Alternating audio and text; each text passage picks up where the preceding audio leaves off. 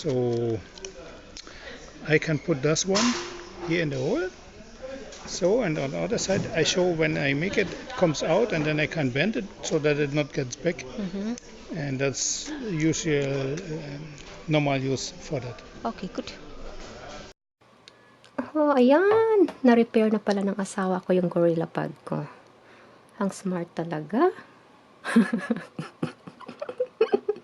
Kakatawa. Pero, yeah, at least, kapag nagba-vlogging ako dito sa bahay, kapag nagluluto, o, diba, magagamit ko na siya. Kasi, nakikita niya na ang ginagamit ko itong maliit. Kaya nahihirapan ako. So, yun, ginawa niya ng paraan na ma-repair itong mas malaki. Para kapag nagluluto ako, hindi ko na kailangan ipatong yung, yung camera ko. So, ito yung binili niya sa hardware market. At ginamit niya para ma-repair, ma-fix tuloy yung Gorilla Pad ko na nasira. Kakatawa. So, at least nakamura siya. Ano lang to, 199 euro. Samantalang kapag bumili ng bagong Gorilla Pad, mahigit 20 euro din yun. O, diba? O, diba? Pwedeng-pwede na. Kala mo, bagong-bago.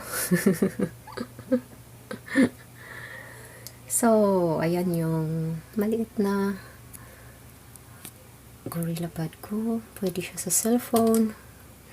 Kaya lang, hindi kasya yung cellphone ko, kaya tinatanggal ko siya. Ayan yung camera ng asawa ko. Yung mga extra batteries. At yung GoPro Hero 4. Matagal na namin hindi ginagamit to. Pero ngayon hinahanda na namin kasi nga magbabakasyon kami this month. So, magagamit namin to para sa underwater recordings.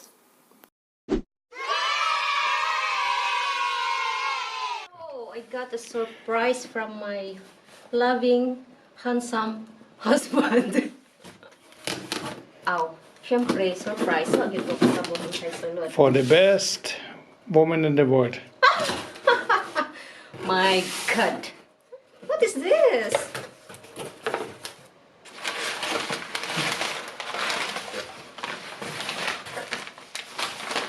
Chance?